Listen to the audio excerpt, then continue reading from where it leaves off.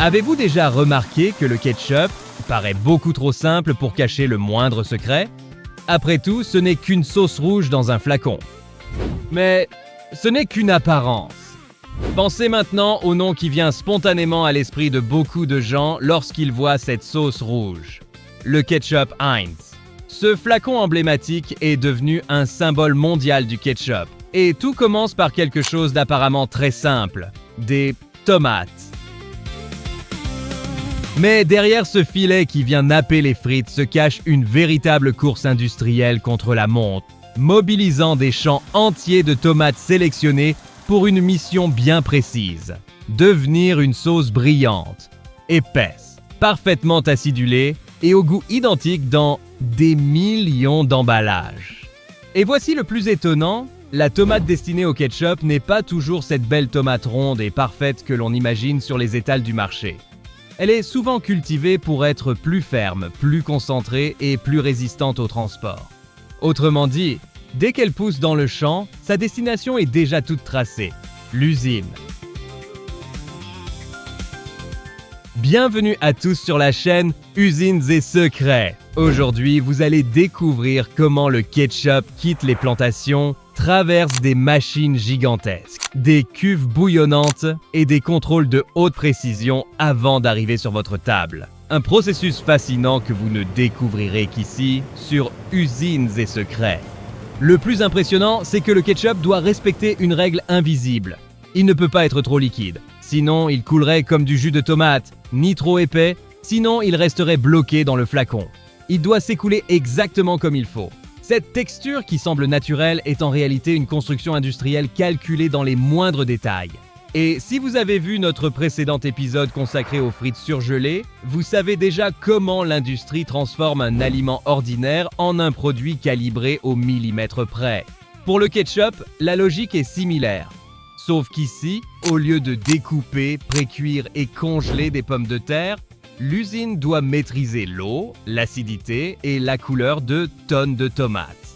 Pensez-y un instant. Pour qu'une simple pression sur l'emballage fasse sortir une sauce lisse, rouge et parfaitement homogène, il a fallu choisir la variété de tomates, préparer le sol, contrôler l'irrigation, récolter au moment idéal, transporter des tonnes de fruits sans altérer leur qualité, puis cuire, concentrer, assaisonner, contrôler, conditionner et distribuer le produit. Avant de pénétrer dans cette incroyable usine rouge, vérifiez que vous êtes bien abonné à Usines et Secrets. Car aujourd'hui, vous allez découvrir que le ketchup ne naît pas dans son flacon, son histoire commence bien plus tôt, dans la terre des plantations.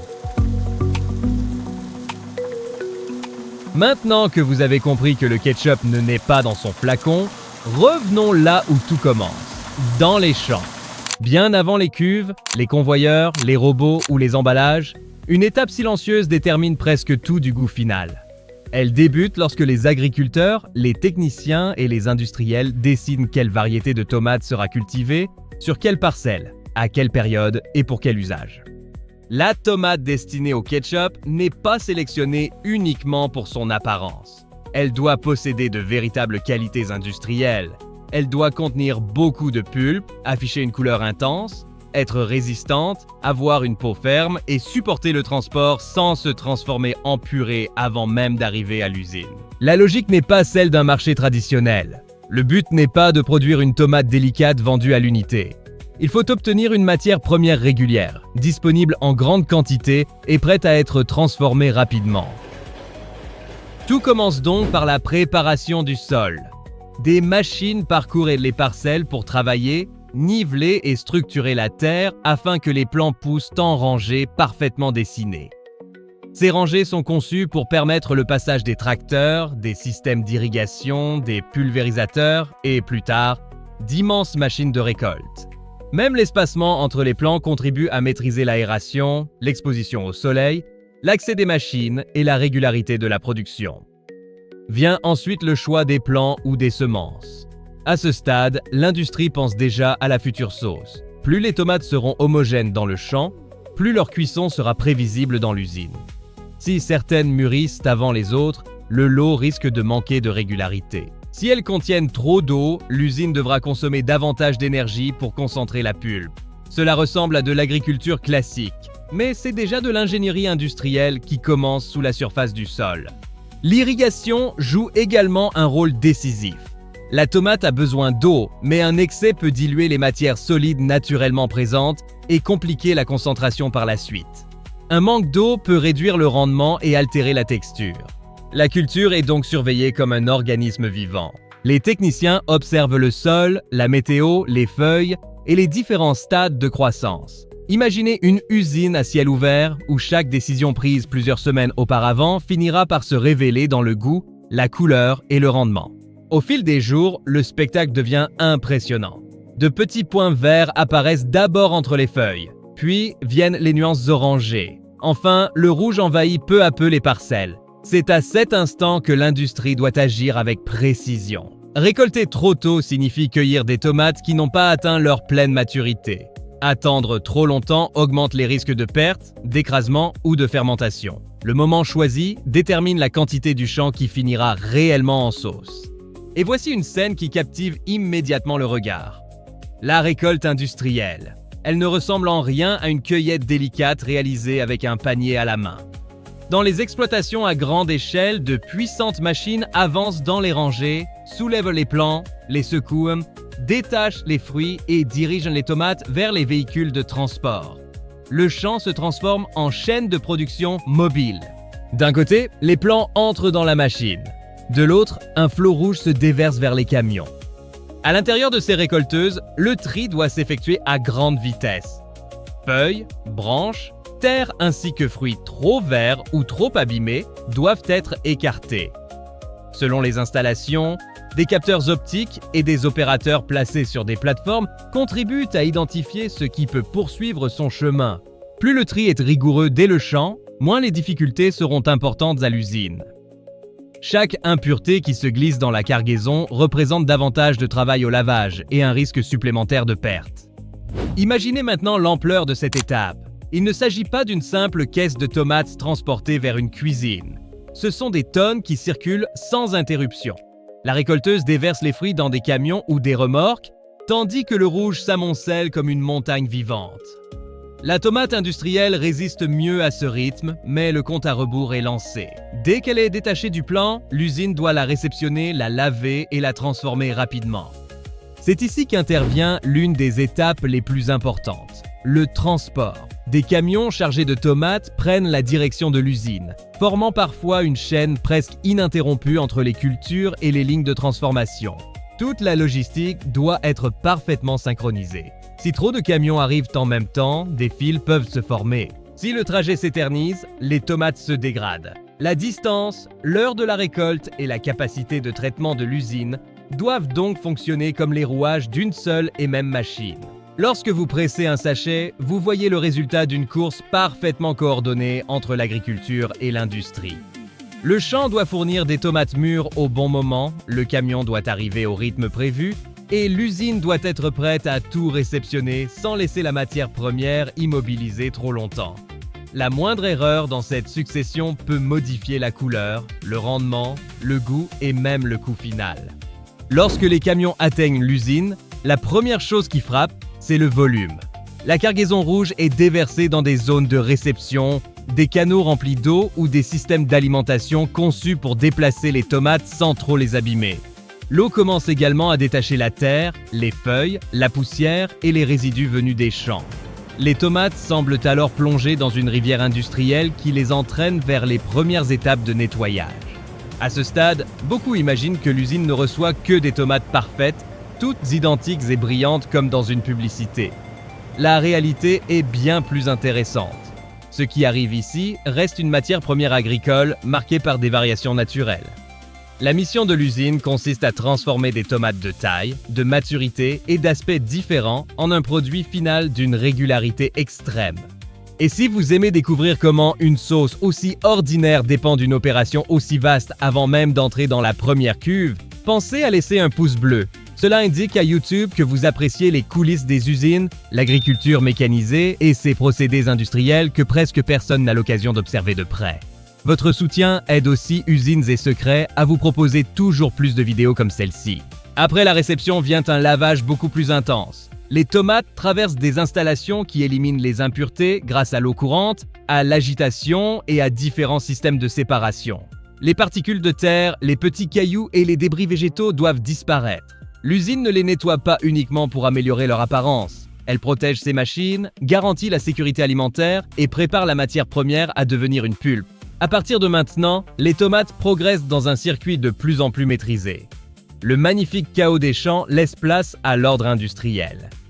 Ces fruits, autrefois dispersés sur les parcelles, circulent désormais sur des convoyeurs, dans des canaux, des pompes et des équipements fermés. Le rouge envahit tout l'espace, tandis que chaque mètre de la ligne les rapproche un peu plus de leur transformation. Et voici le premier grand secret de ce processus. Le ketchup existe avant même sa recette. Il prend naissance dans le choix de la variété, la préparation du sol, l'irrigation, le degré de maturité, la machine qui effectue la récolte et même le camion qui assure le transport. Lorsque les tomates arrivent à l'usine, la moitié de leur histoire est déjà écrite. Après avoir quitté les champs, traversé la récolte industrielle, les camions, le lavage et le tri, la tomate est enfin prête à perdre sa forme d'origine. Vous allez maintenant la voir être broyée, chauffée, débarrassée de sa peau et de ses pépins, concentrée puis associée aux ingrédients qui transformeront une simple pulpe rouge en ce ketchup que tout le monde reconnaît.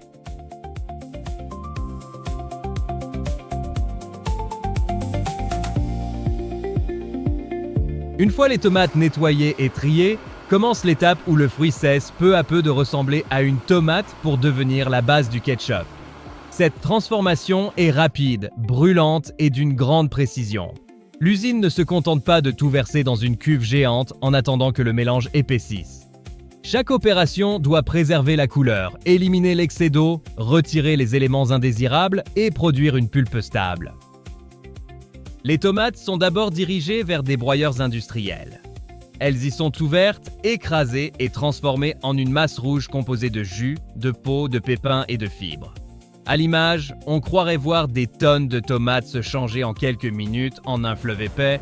Pourtant, ce fleuve est encore bien loin du ketchup. Il contient encore trop d'eau, trop de morceaux et trop d'irrégularités. La chaleur entre ensuite en jeu. La masse de tomates est chauffée afin de faciliter la séparation de ses composants, de réduire la présence de micro-organismes et de préparer la pulpe. La température doit être maîtrisée avec précision, car une chaleur excessive pourrait assombrir la couleur et modifier le goût. C'est grâce à cet équilibre que l'usine préserve ce rouge intense que le consommateur s'attend à retrouver dans le flacon. Le mélange traverse ensuite différents systèmes de séparation. Les peaux, les pépins et les parties fibreuses sont retirés, tandis que la pulpe et le jus poursuivent leur parcours. Cette étape est essentielle, car le ketchup doit présenter une texture parfaitement lisse. Personne ne s'attend à trouver des morceaux de pépins dans un sachet. L'objectif est d'obtenir une base totalement homogène. Vient alors une phase décisive, la concentration. La tomate contient naturellement beaucoup d'eau, alors que le ketchup ne doit surtout pas ressembler à du jus. L'usine utilise donc la chaleur et l'évaporation pour éliminer une partie de cette eau et rendre la pulpe plus dense. À mesure que l'eau disparaît, le goût se concentre, la couleur gagne en intensité et la base devient idéale pour recevoir les assaisonnements. C'est ensuite au tour de la formule aromatique. La base de tomate reçoit du vinaigre, du sucre, du sel et un assemblage d'épices qui varie selon les marques et les recettes. Le vinaigre apporte l'acidité, le sucre adoucit l'ensemble, le sel révèle les saveurs et les épices apposent leur signature. C'est ce fond aromatique qui permet de reconnaître le ketchup, même les yeux fermés. C'est précisément ici que beaucoup se trompent. Le ketchup n'est pas seulement une sauce tomate sucrée. Il repose sur un équilibre subtil entre acidité, douceur, sel, arôme, couleur et texture. Dès qu'un seul de ces éléments varie trop, le consommateur le remarque. Un peu trop acide, la sauce devient agressive. Un peu trop liquide, elle perd tout son intérêt sur des frites ou dans un hamburger. À la fin de cette étape, la tomate a été lavée, broyée, chauffée, tamisée, concentrée et assaisonnée. Le fruit venu des champs est devenu une sauce presque prête, mais il reste encore l'opération qui distingue un produit ordinaire d'un produit digne de confiance. Vérifiez que chaque paramètre est parfaitement maîtrisé. Vous allez maintenant voir le ketchup affronter des contrôles de couleur, d'acidité, de texture, de sécurité et de viscosité. Car avant d'entrer dans son flacon, il doit répondre à une question implacable posée par l'usine. Cette sauce est-elle suffisamment parfaite pour être conditionnée dans des millions d'emballages? Maintenant que le ketchup possède sa texture, sa couleur et son goût, il entre dans une phase qui paraît moins spectaculaire, mais qui compte parmi les plus importantes de toute l'usine. Mesurer et corriger. Il ne suffit pas que la sauce semble réussie dans la cuve. Elle doit être identique dans chaque flacon, chaque sachet et chaque lot. Le premier contrôle décisif concerne la viscosité. C'est elle qui indique si le ketchup est trop liquide ou trop épais.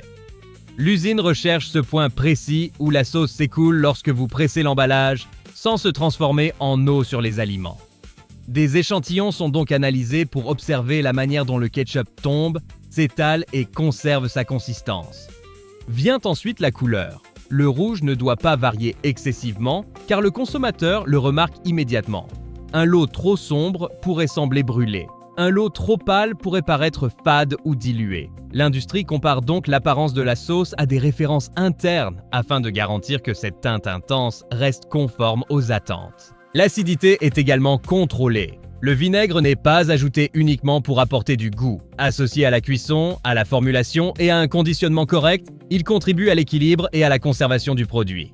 Une acidité excessive rendrait cependant le ketchup trop agressif, tandis qu'une acidité insuffisante modifierait l'identité même de la sauce. Pendant ce temps, le ketchup circule dans des conduites fermées, des pompes sanitaires et des cuves d'attente. Dans de nombreuses usines, les manipulations humaines sont réduites au strict minimum. La sauce traverse des tubes en acier inoxydable, des capteurs et des vannes, comme si elle progressait dans un véritable réseau de veines industrielles.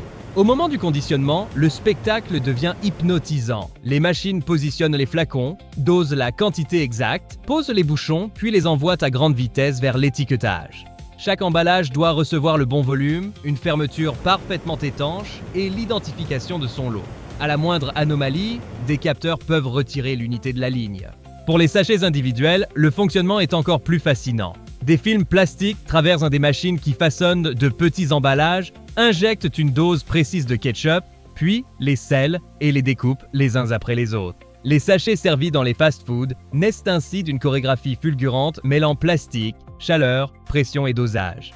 À présent, dites-nous ce que vous en pensez. Préférez-vous le ketchup en flacon en verre, en bouteille souple ou en sachet individuel? Répondez dans les commentaires et indiquez aussi votre ville et votre région, car il est toujours passionnant de découvrir d'où viennent les membres de la communauté d'usines et secrets qui suivent ces coulisses industrielles. Après le conditionnement, les contrôles se poursuivent. Certaines lignes vérifient le poids, le bouchon, l'étiquette, la date, l'étanchéité et l'aspect extérieur. L'objectif est d'empêcher qu'un emballage déformé, mal rempli, fuyant ou non conforme n'arrive jusqu'au magasin. La fiabilité du ketchup ne doit rien au hasard. Il traverse une succession de mesures et de contrôles afin que la sauce que vous utilisez aujourd'hui ressemble à celle que vous avez consommée plusieurs mois auparavant. Couleur, acidité, texture, volume et étanchéité doivent rester parfaitement cohérents. Désormais prêt et conditionné, le ketchup quitte la ligne de production pour entamer un nouveau voyage. Carton, palette, camion, supermarché, restaurant et découvertes étonnantes qui expliquent de comment cette sauce est devenue l'un des accompagnements les plus célèbres de la planète. Après avoir traversé les champs, la récolte, le transport, le lavage, la cuisson, l'assaisonnement, les contrôles et le conditionnement,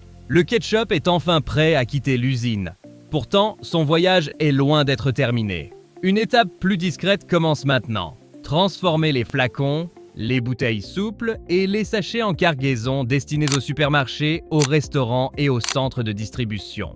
Les flacons avancent sur des convoyeurs avant d'être regroupés dans des cartons. Les sachets sont comptés avec précision, puis réunis dans des emballages plus volumineux. L'ensemble est ensuite empilé sur des palettes, enveloppé d'un film plastique et identifié par son numéro de lot, sa date de conservation et sa destination. C'est à cet instant que la sauce devient une marchandise prête à circuler. Et c'est ici qu'un mythe très répandu s'effondre. Beaucoup imaginent que le ketchup se conserve uniquement grâce à une quantité démesurée de conservateurs. En réalité, sa stabilité repose sur plusieurs facteurs. L'acidité, la cuisson, la concentration, l'étanchéité de l'emballage, l'hygiène et la formulation. Voilà pourquoi un sachet servi dans un fast-food Une bouteille souple vendue en supermarché et un grand flacon utilisé au restaurant semblent être différentes versions d'une même idée. Le plus grand exploit du ketchup n'est peut-être pas son goût, mais sa régularité. Il doit paraître simple, même après avoir traversé un processus colossal. Il doit se déposer dans l'assiette avec la même couleur et offrir la saveur précise que le consommateur attend. Si vous êtes arrivé jusqu'ici, vous le savez désormais. Le ketchup ne naît pas tout près et ne se résume pas à des tomates mixées. Son histoire commence dans le sol, dépend d'une récolte effectuée au moment idéal, puis traverse des machines, la chaleur, des capteurs, des contrôles et des emballages conçus pour voyager à travers le monde. Profitez-en pour vérifier que vous êtes bien abonné à Usines et Secrets et continuez à découvrir comment les produits de notre quotidien sont réellement fabriqués. Dites-nous aussi dans les commentaires ce qui vous a le plus surpris. Et si vous pensez avoir déjà tout vu, vous êtes loin d'imaginer l'usine que nous avons explorée dans notre dernier épisode. Il apparaît déjà sur votre écran, cliquez et suivez-moi pour découvrir un nouveau secret caché ici sur Usines et Secrets. Je vous embrasse et je vous y retrouve tout de suite.